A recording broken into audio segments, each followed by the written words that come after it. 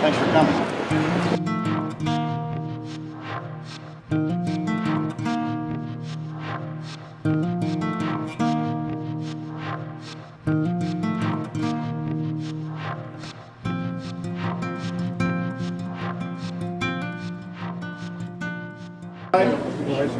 I'm sorry, excuse me. Eric's mother, Betsy, is going to read a letter that was to Eric's dad in 1989. This letter has the postmark of the USS Iowa the day after they had the turret explosion in 1989, which killed eventually over 40 people. So she's going to read that letter to you real quick because that's a little bit of the ceremony. A little bit, just not much, but she wants to read the letter, so we'll let her read the letter. I just feel like I should do it now. And then you got the floor. This breaks my heart, you guys. It says, Dear Dad, don't let Mom read this because I don't want her to know what happened today without me telling her myself. The worst thing a sailor fears is a fire at sea. That nightmare came true today. Turret 2 had an explosion that killed many people. Nearly a whole division of young men that work on deck with me and sleep next to me, eat with me, are dead. I've never smelled such a smell, the sickly sweet smell of burning flesh and hair. Anyone who was not killed in the explosion and resulting fire was trapped in components that were flooded. It's still just a few hours ago. Most people are walking around in shock. I have been trying to help the wounded, but most are dead already. I went to the turret to help all I could. I helped pull out one guy still alive, and then I found a boot, just a boot, with a foot in it and no leg attached. I didn't puke, I just left. Kind of unheroic, huh? As I walk around the ship, I see the glazed faces of the crew. People walking around the ship, still doing their jobs heroically, yet still shaken by the loss of their shipmates. I am in shock now as I write this, but the full effect of this disaster hasn't hit me yet. It is getting harder to sit here and write this. I don't want to think or sit still. I have to keep busy. Tell Mom I'm all right and I love her, Eric. That is my son in this letter. And I hope I didn't embarrass anyone, but this letter means the world to me. And the part of him is he tried to help.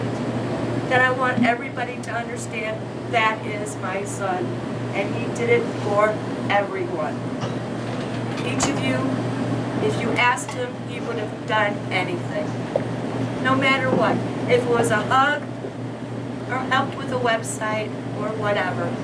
He did it with a glad heart. Expecting not this, but a friendship. And I am just his mom, but I've been proud of him since the very breath that he took for the very first time. And that's just me. And if I wish to think of him flying the cosmos, being stardust, is that the right one? That's where he is. He won't be in a grave, because I don't do graves. But somewhere down the road, that little boy of mine will be scattered in the ocean that he loved, or a lake that he loved, by Rose, myself, and whoever wanted to be there. And I gotta tell you, my brother Bittler's here, and he's been the tower of strength to me and Rose, and I love him, and my brother loved Eric to the nth degree. Sorry, nth degree, but and Billy,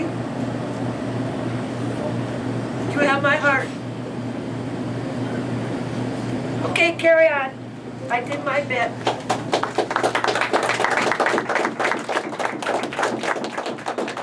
I'm sorry, I'm crying. I had to share that with everyone. I just did. Thank you. Thank you. Oh, you're so very welcome. the man with those words, full frontal lobe development. And if you don't know what it means, ask him. I'm going to go back here anyway. We'll do Oh, the yeah. ceremony from back here in this corner. And I apologize for this. This wasn't supposed to happen. This is the first ever memorial service performed by the United Church of Bacon. Eric would have loved to have been here, but not as the guest of honor. Eric and his wife Rose are the brains of the operation of the United Church of Bacon, giving me constant input in running the website. I am just the guy that started it and self-designate myself Prophet John. I am the Carl of the TV series, An Idiot Abroad. First, I would like to acknowledge the presence of Eric's family, his beautiful wife, Rose. We have his mother, Betsy, who just spoke, his uncle, Bill. Back there. Let's see, and cousin Anna, back there. Thank you for coming. Secondly, I'd like to welcome the friends of Eric, both religious and non-religious, and also the numerous members of the United Church of Bacon. At the Church of Bacon, we have 72 apostates and 12 apostles of the apostates, among thousands of members. Many of the apostates and apostles are here today. In fact, there are 4 of the apostles of apostates here right now, and quite a number of apostates. Thank you, everyone, for coming. No one who ever encountered Eric failed to be warmed by his zest for the adventures of life and his capacity for affection and friendship. Life exists in the time span between birth and death. Life's significance lies in the experiences and satisfactions we achieve in that span of time. The delight and laughter which packed Eric's relatively short life will live in the memories of his families and friends. Eric fitted as much varied experience into his 43 years as much as I do in a long life. Let us remember Eric for his enthusiasm and enjoyment and the warmth and love that radiated from him. We at first, meaning Eric and I, shared a common interest in the fact that we were both in the military, and also shared a common interest in the fact that the military justice system is hopelessly corrupt. Eric was on board the USS Iowa battleship at the time the number 2 turret exploded in 1989. Over 30 sailors died instantly, and another 10 later. Eric was responsible for removing the bodies. He was able to control himself until he found a boot with a foot in it and had to leave the scene. The Navy blamed the little guy. At first they said it was a single suicide that caused the accident. Then they said that it was a suicide pact to give his Navy insurance policy to his gay lover. Eric bunked close to both of these individuals and claimed they were just a couple of nerds. Only due to public outrage, and I bet Eric was a thorn in the Navy's ass from that point, did the Navy eventually give the correct reason. It was not the little guy's fault, and it was typical of some of the unethical conduct displayed by past and current leaders in the military. The handling of Pat Tillman's friendly fire incident in the deceitful political and military-run religious funeral is a current reminder. I'm sure Eric could never get over this, and I had a similar experience of unethical conduct in peacetime and in war, flying the F-16 and other fighters. From Alexander Solzhenitsyn, quote, "Some people are bound to die young. By dying young, a person stays young forever in people's memory. If he burns brightly before he dies, his light shines for all time." Unquote. Eric's passion for life and his inability to accept hurting people hurting other people, and his zest for helping people will ensure that the light shines bright. There may be those among us who feel, what a waste. Looking at it that way, all life is a waste, for we all must die. But the short span of a life does not mean that it was wasted. Look at the lily or the daffodil. What matters is not that they were short-lived, but what they bring to the world. From Epicurus, quote, "Become accustomed to the belief that death is nothing to us. For all good and evil consist in sensation, but death is the deprivation of sensation. And therefore a right understanding that death is nothing to us makes the mortality of life enjoyable. Not because it adds up to an infinite span of time, as other people of religion believe, but because it takes away the craving for immortality. For there is nothing terrible in life for the man or woman who has truly comprehended that there is nothing terrible in not living. The function of a non-believer memorial will not be to bless and thank some unseen intelligence who is responsible for the sorrow. Not to pretend that we have not really lost our friend and that one day we will join him in paradise, but to share the precious moments of life, which is all that any one of us has, and which must be cherished and treasured and lived now or never. In closing my memorial, I'd like to thank an apostle of the apostates who for the following Baconist prayer. It's on our website, which is currently crashed due to the billboards that we put up being the #1 story on Reddit. I'm sorry about that because the Las Vegas Atheist website is also crashed. So I apologize for that. Eric wanted to put this prayer up on the website, but I was hesitant due to the fact that we somewhat borrowed it from a Catholic prayer. He exclaimed to me, just like he always does, he got in my face, just like his mom. I am so sorry. No, I love it. I love it. You got to understand, I love it. And he said, "Hey John, religions borrow from other religions all the time. What is your problem?" He was right. Therefore, I now recite the following in honor of Eric. And if you want to join in, please feel free to do so. The prayer's going around. Oh, good. I think I better talk about it now because you're all too damn quiet. Go ahead. Start.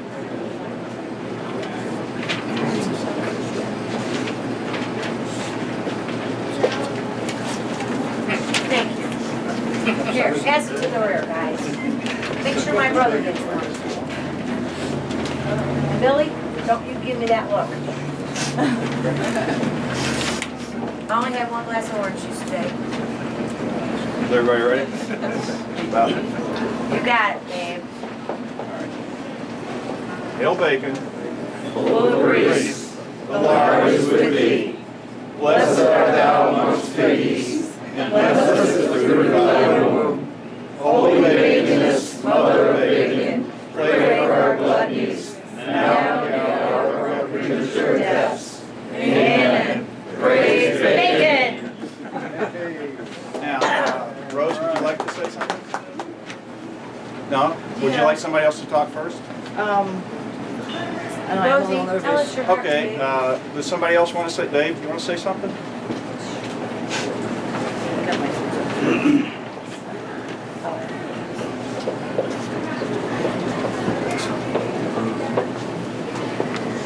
Hi, everybody.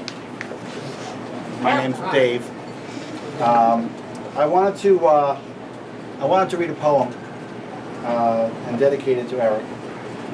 This poem, the last time I read it was at my mother's funeral, and I really like it a lot. I hope you do too. It's a poem written by Aaron Freeman. It's called "You Want a Physicist to Speak at Your Funeral."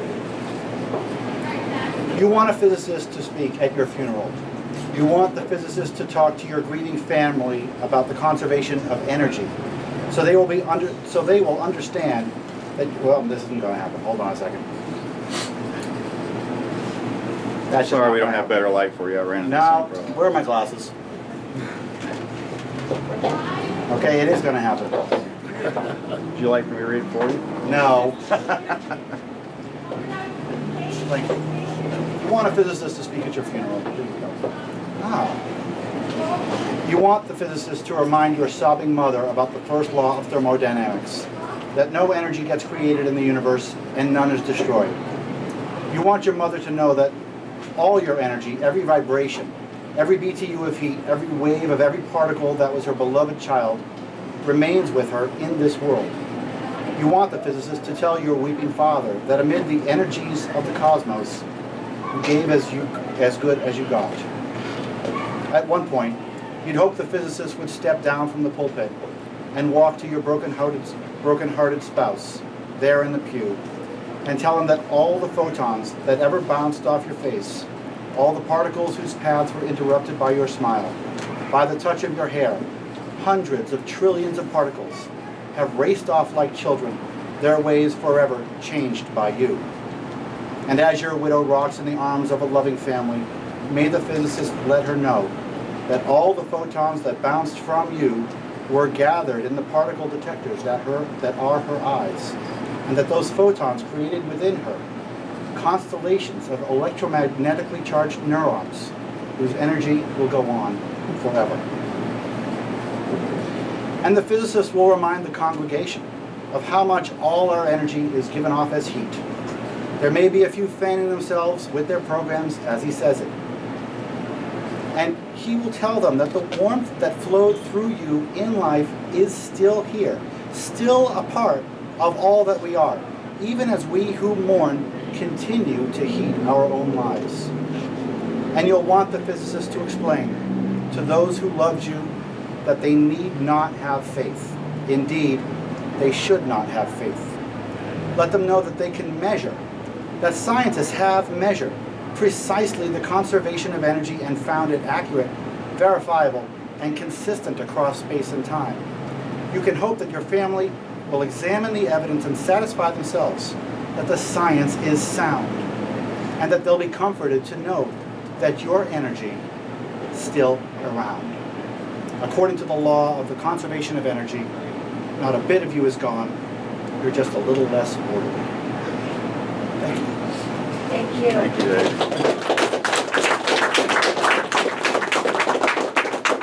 Dave. Would somebody else? Rose? Yeah, keep it short, but I'm really nervous. I'm not good at speaking anyway. But he was my best friend, my honeybee, my bowl mate, my hubble. You know, I didn't even think that I would necessarily get married, and then I met Eric and everything changed. We shared the remote. We were not apart for more than a day at a time. And we told each other we loved each other every day, sometimes several times. And I've been suffering from some really bad acid reflux, which I wasn't sure what it was. And I finally found like certain medication that I've been feeling a lot better on, and it's only been like about a month that he's got to see me well. So as Carl Sagan said, some part of our being knows that this is where we came from. We long to return, and we can, because the cosmos is also within us. We are made of star stuff. So maybe his star stuff can have a drink with Hitchin's star stuff, or would the drink be made of star stuff too? I don't know. But have a drink and smoke a bowl in honor of this wonderful man. Be kind and helpful and fight the good fight for her.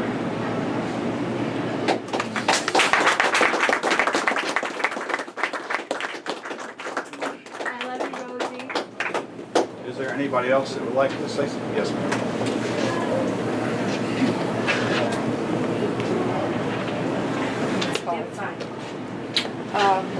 Marina, Eric's friend. We work together every day. Could you speak? I'm sorry, I'm hard of hearing. I can't hear you. I wish I had the microphone. Okay, yes. We work together every day. And this week was really hard. I see a lot of people came for the service, but this week a lot of people sent their sadness and warm feelings for Eric, all his clients from Hawaii to Florida. And I just want to read one of the clients' notes. And I got like almost 100 of those. Okay, glasses, please. You want me to read it? Yes.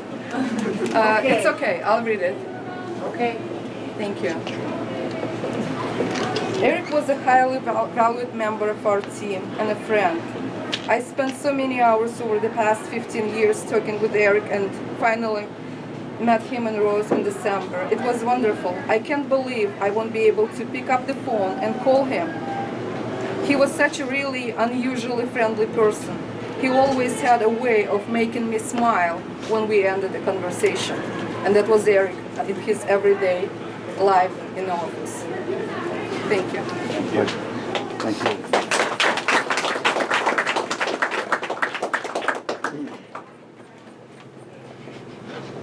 It won't take very much time. I just want to share an inspiration that's come out of this to me personally. Eric is somebody I always wanted to get to know a lot better. And I work a lot, and I would come to meetings from time to time, and I didn't come as often as I wanted to, and sometimes months would go by, and I wouldn't see any of you guys.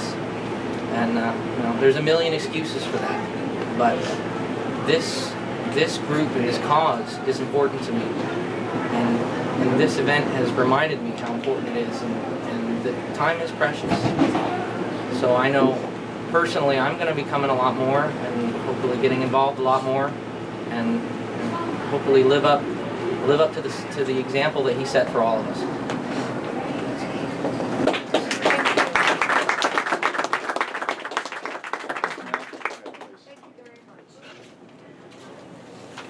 A few years ago, I attended a memorial service for Kurt Flanagan. Kurt was then the honorary president of the American Humanist Association. Somebody told a story about Kurt, who was officiating at the funeral of Isaac Asimov, who was his predecessor as president of the American Humanist Association. And Kurt's comments were, "Isaac is now in heaven." That got the most laughs of the evening. All I could say now is, Eric, you're up in heaven. Heaven is the memories that we all have, and Eric is there. Praise God.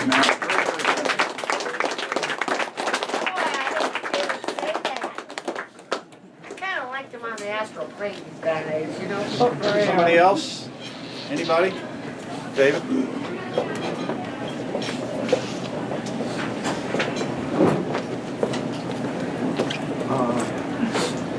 Eric was a good man. I knew him through this group, which has become one of the most important things to me.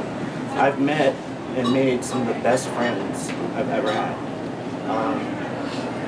I'm just speaking from my heart right now, so this isn't really premeditated. We attended a service a few months ago for Loretta. She passed away. And some things were said by her sister that Loretta would not have liked. And I just want to say, just for Eric, there is no fucking God. No one would do something like this and put someone through this type of pain. So, I love you guys.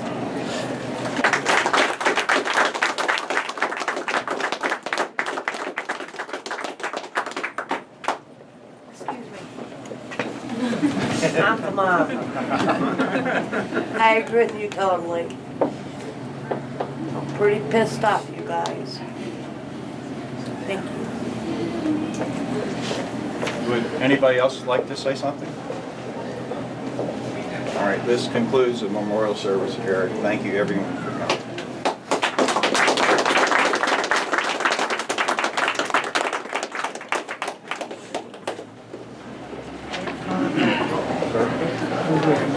Give me a hug. Yeah, good to see you. Did you? Yeah.